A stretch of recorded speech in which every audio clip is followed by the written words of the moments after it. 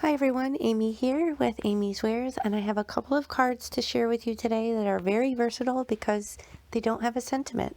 Who says you need to have a sentiment, right? So I have some items here from Crafty Meraki. This is a woman-owned business that I recently started purchasing from. I have some gorgeous dies from her, and I'm going to use up some of my pattern paper because I don't know if you're like me, but I have way too much of this stuff.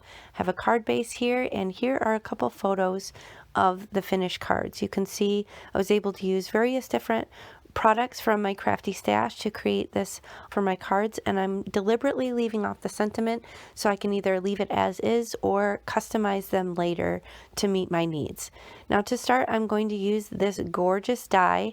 Now what this does is actually cut the panel down slightly smaller than A2 size, and what it's going to do is put all those little impressions into the card panel. It actually puts little holes that almost has like a quilt look to it.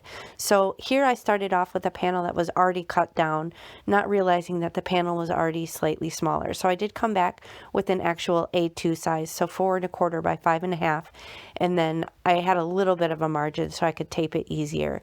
But it would have worked. You would just have to kind of finagle it a little bit and line it up with the outer edge. So this will cut it down just slightly smaller than A2 size and give you a nice little border of this panel around your card base if that's the size that you're using. So I'm just taping this around the edges, running it through off screen in my die cutting machine and fiddling with this mint tape a bit, but it does put this awesome unique texture all over the front of this panel.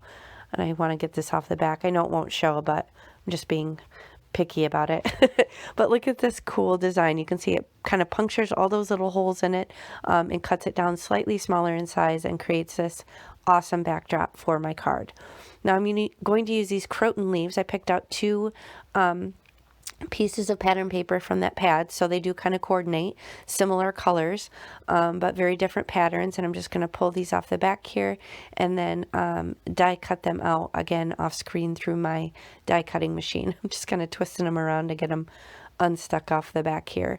But you can see it has all these little interesting details on the die cuts, and you get one smaller and one larger, which I love, so you can kind of create kind of cool details on your card. But I'm going to mint tape these down and again run them through my die cutting machine. Now I don't really have an exact plan, and as you'll see in a moment, I do end up kind of course correcting and changing the direction I want to go, because when I lay these two on here on this kind of light gray cardstock, I feel like it's too busy.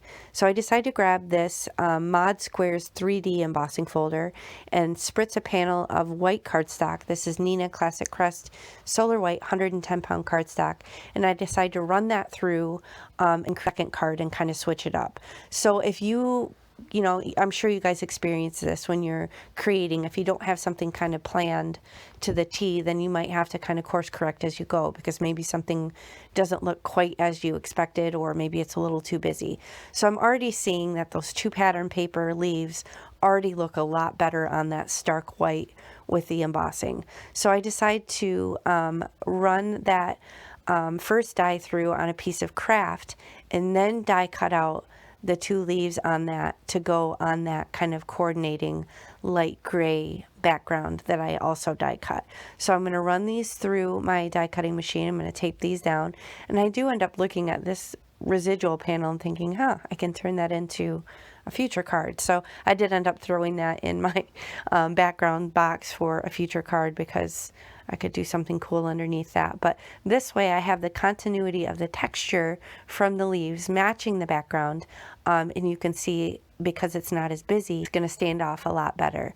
Now I did want to add a little bit of color, so I'm just carefully brushing some residual ink from my blending brushes in kind of fall-like colors. I have greens and reds and oranges. I'm just kind of coming along the tips of these leaves just to add a little bit of interest and color to these. So I'm just being very careful holding them down, because those are little slit details. They aren't embossed in there. They're actual little slits. So you want to be careful and hold this down and not come at it like a lumberjack like I normally do. See, I'm already kind of bending it. So that's my fault. I'm just coming at it too rough. But you could also kind of hold it down with some maybe low tack masking tape or something like that and kind of hold it, or maybe even leave it in the die cut panel and have a little bit more security. But here I'm using my micro dots just to attach these directly down to this panel. What this does is lay a bunch of little tiny dots of glue all over the back. This is great for little fiddly dies. I use it a lot for my little delicate word dies and things like that. But it also works great for these leaves just because there are so many little grooves and cuts and things like that. So I lay the one down flat directly on the panel, and then I do decide I want to pop up the smaller leaf just so it really kind of stands off on top of that bigger leaf and off the background. So I have these little tiny foam dots that I get from scrapbook.com, and I'm just going to lay those right down along the leaf on all the little edges just to kind of pop it up and give it some secure dimension on the card. So these are a little fiddly to work with. I'm just trying to pull these out, and I'll get the backers off and lay that into place as well. So 8 years later, when I'm done doing this process, you'll see how I was able to assemble this part of the card front. I do also, when I use those, I do also cut up the little innards in between the circles because it's the same product and you can absolutely use it without wasting it. So be sure if you have something like this, whether it's squares or circles, that you use the inner portions too. I'm sure you guys know that, but yeah, I'm not going to waste that stuff because it's the same thing. So here I'm just going to push it down, and then it really kind of separates itself off of the background. Now here I'm going to do the same thing. I'm going to attach the larger die cut pattern paper piece with these micro dots and do the same thing and attach the smaller one with little foam dots.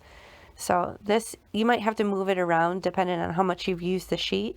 You can absolutely use these over and over again, but you'll kind of get a feel for it once you pull it off. You'll be able to see if you kind of turn it in the light that it doesn't have very good coverage. So then you could just move it to another part of the sheet and pick up some more glue dots. So you'll see that I do that if I ever don't get enough kind of coverage on the first pass.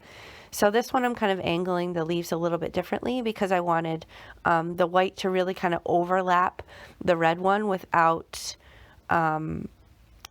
without kind of covering up too much of that first leaf. So I kind of oriented it a different way because I really wanted them to stand off each other and kind of, not get lost in the shuffle. So same thing, the mini leaf is popped up with some dimension, and that's going to finish my cards. I debated, like I said, putting on some sentiments, but I thought, no, why? I mean, these are cool as is. So you can leave them blank as a note card or just have them on hand and then customize them later with a sentiment strip or maybe one of those reverse strips if you have them. But very versatile. I mean, these would be great for masculine or gender neutral cards, for sympathy cards, you name it. Be sure to check out the shop at Crafty Meraki. She has loads of gorgeous stuff. And I thank you so much for watching. I'll catch you next time. Bye.